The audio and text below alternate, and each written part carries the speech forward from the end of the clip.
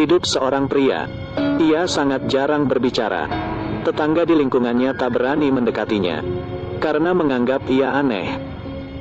Tetapi pria ini tidaklah jahat. Seorang ibu-ibu memarahinya tanpa alasan.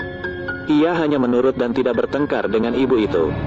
Apa yang dibicarakan tetangganya tentang dirinya, ia tidak pernah peduli. Rumahnya selalu dalam keadaan gelap. Tetapi di tengah kegelapan itu, ia selalu tahu jika ada orang yang bersembunyi di dalamnya. Seorang gadis kecil berjalan keluar dari kegelapan. Ia adalah satu-satunya yang berani mendekati sang pria. Tidak hanya begitu, gadis kecil ini selalu mengikutinya dan mengajaknya berbicara. Berbicara kepadanya tentang banyak hal. Pria itu tidak pernah menjawabnya.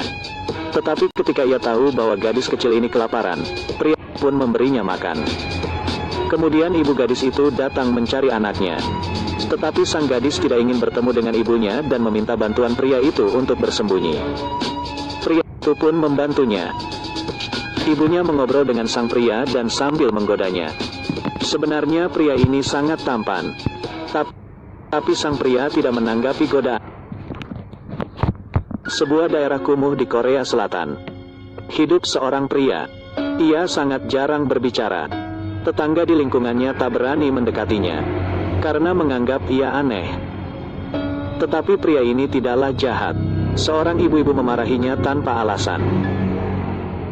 Ia hanya menurut dan tidak bertengkar dengan ibu itu. Apa yang dibicarakan tetangganya tentang dirinya, ia tidak pernah peduli. Rumahnya selalu dalam keadaan gelap. Tetapi di tengah kegelapan itu, ia selalu tahu jika ada orang yang bersembunyi di dalamnya. Seorang gadis kecil berjalan keluar dari kegelapan. Ia adalah satu-satunya yang berani mendekati sang pria. Tidak hanya begitu, gadis kecil ini selalu mengikutinya dan mengajaknya berbicara. Berbicara kepadanya tentang banyak hal. Pria itu tidak pernah menjawabnya. Tetapi ketika ia tahu bahwa gadis kecil ini kelaparan, pria itu pun memberinya makan. Kemudian ibu gadis itu datang mencari anaknya. Tetapi sang gadis tidak ingin bertemu dengan ibunya dan meminta bantuan pria itu untuk bersembunyi. Pria itu pun membantunya. Ibunya mengobrol dengan sang pria dan sambil menggodanya. Sebenarnya pria ini sangat tampan. Tapi sang pria tidak menanggapi godaannya. Wanita pun pergi. Anak itu tidak pernah bercerita tentang ibunya. Tetapi pria ini tahu bahwa ibunya mungkin menggunakan narkoba. Anak gadis ini sangat kasihan. Hidup dalam kesepian dan ketakutan. Ia butuh cinta kasih dan rasa aman.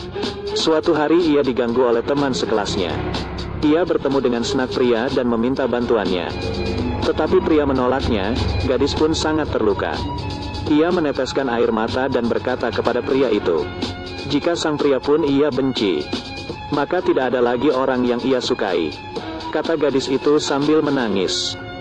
Di malam itu, gadis itu pulang ke rumah, dan melihat ibunya ditangkap oleh seorang pria. Ibunya bahkan disiksa.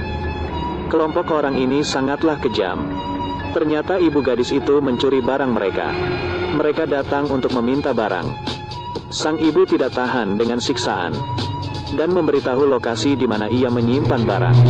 Pada siang hari, wanita itu menggadaikan sebuah kamera, dan barang itu ada di dalamnya. Kebetulan pegadaian itu milik sang pria. Ketika pria itu pulang, ada dua pria tak dikenal di dalam rumahnya. Mereka mengancamnya untuk menyerahkan barang itu. Pria itu hanya menyerahkan dompetnya. Mereka tertawa. Pria itu dengan cepat merebut pisau dari tangan mereka. Mereka pun terbengong. Rekannya pun datang menghampirinya, dan kemudian dipukuli oleh pria itu. Tetapi tidak peduli seberapa hebatnya sang pria, sandera ada di tangan mereka. Sesuai permintaan penjahat, pria menyerahkan tas kamera wanita itu kepada mereka. Dan barang benar ada di dalamnya. Tetapi penjahat tidak menepati janjinya. Membawa ibu dan anak itu pergi dan terus mengancamnya. Meminta sang pria untuk mengantarkan barangnya. Demi anak itu, pria pun menuruti permintaan penjahat. Sang pria mengantarkan barang ke tempat yang ditentukan. Tetapi ia tidak menduga jika ini adalah sebuah jebakan. Polisi datang begitu ia menerima barangnya. Kelompok penjahat itulah yang melapor ke polisi. Ternyata, si penerima barang adalah saingan penjahat. Dengan begitu, mereka dapat menyingkirkan dua orang sekaligus. Pria itu dengan cepat pergi setelah menyadarinya. Dalam perjalanannya, sang pria mengalami kecelakaan. Bagasi mobil terbuka. Ketika ia melihat apa yang ada di dalamnya, ia tercengang, begitu pula dengan polisi yang datang. Di dalamnya ada mayat seorang wanita. Semua organ tubuhnya hilang, dari organ dalam hingga mata. Wanita ini ialah ibu dari sang gadis. Kelompok yang menangkap ibu dan anak itu ternyata adalah geng perdagangan organ manusia. Gadis kecil itu ditahan di kubu mereka. Pria harus menyelamatkan anak itu. Ia berencana untuk melarikan diri dari polisi. Ia pun beraksi. Ketika sang polisi kembali, semua rekannya jatuh pingsan. Pria itu telah menghilang. Dari pantauan CCTV, pelakunya adalah pria itu. Dari ruang interogasi sampai depan pintu, semua polisi yang sedang bertugas berhasil digiring hingga keluar dari kantor polisi. Hanya dalam waktu 4 menit 30 detik, polisi segera menginvestigasi identitas pria itu. Ternyata sang pria adalah mantan agen intelijen, bahkan pernah menjabat sebagai instruktur. Fakta ini mengejutkan polisi. Pada waktu bersamaan, pria berhasil menemukan orang yang dapat memberikannya informasi. Tetapi orang-orang ini tidak menghiraukannya. Sang pria pun mengambil tindakan. Ia mengalahkan semua pengikutnya, dan orang itu pun hanya bisa memberitahu lokasinya. Pria bergegas ke lokasi, tetapi penjahat itu telah pergi. Hanya bersisa para bawahannya. Salah satu bawahannya menantang sang pria. Dalam sekejap langsung ditaklukkan oleh pria. Sang pria mengetahui dari bawahan penjahat bahwa gadis kecil itu masih hidup. Ketika ia hendak pergi, pembunuh geng penjahat muncul dan membunuh bawahan itu. Sang pria bertarung dengan si pembunuh. Di tengah keramaian, sebuah pertarungan berdarah akan terjadi. Tetapi ketika pertarungan akan dimulai, bos penjahat menghentikan si pembunuh. Ia memandangi pria itu, memberikannya sebuah ponsel dan pergi. Sang pria mengambil ponsel dan mengejarnya. Tetapi kondisinya yang sudah tertembak tidak memungkinkan ia untuk berlari. Ia merebut sebuah mobil. Dalam perjalanannya, ia menerima telepon dari penjahat. Pria itu bertanya alasan ia membunuh wanita itu. Penjahat mengatakan karena wanita itu telah menyelamatkan 3 orang. Kemudian sang pria menanyakan nasib gadis kecil itu. Penjahat berkata bahwa gadis kecil itu telah mati. Sang pria murka. Gadis kecil itu adalah orang terdekatnya. Sang pria akan membalas dendam. Lukanya terus mengeluarkan darah.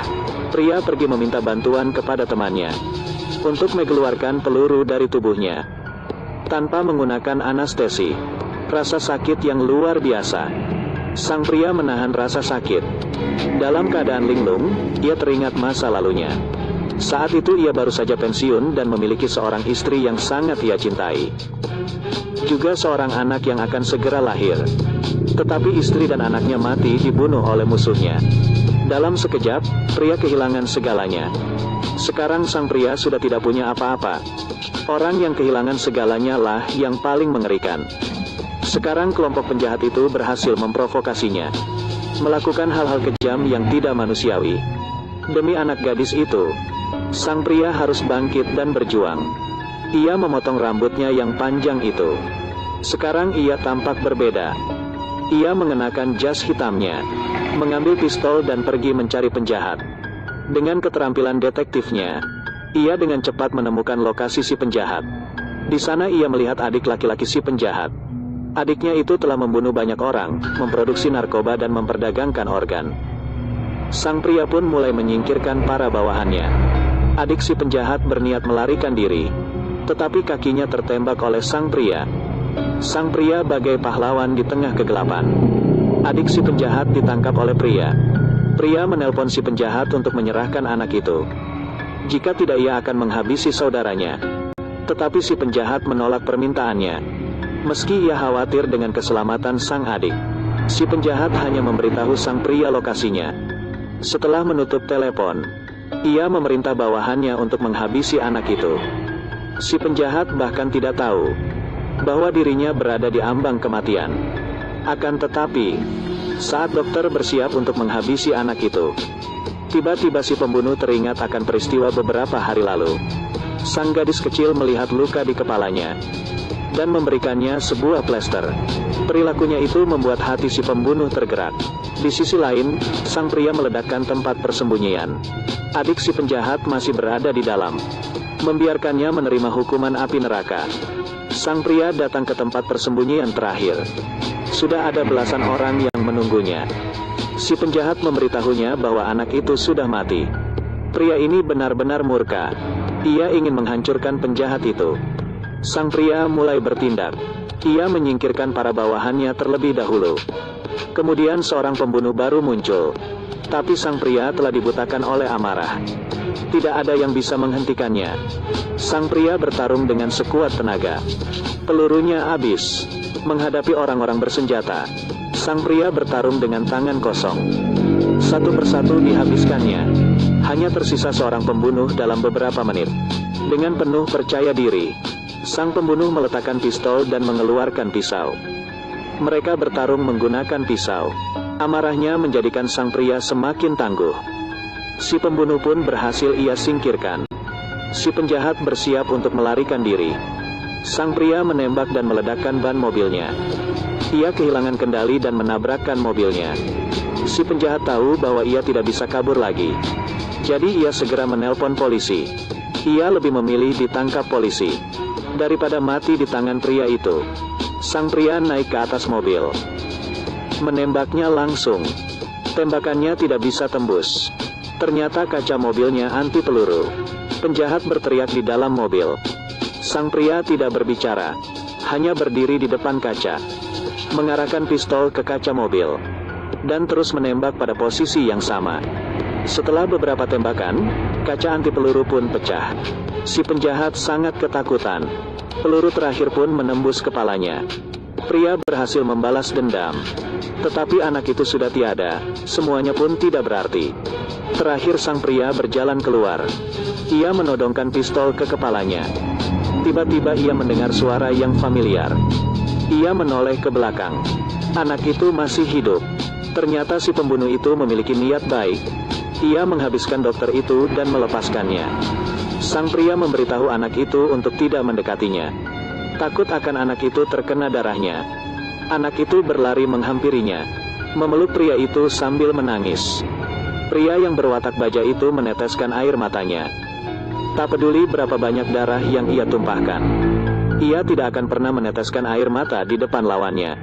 Air matanya hanya akan menetes untuk orang yang ia cintai, karena berasal dari lubuk hatinya yang terdalam.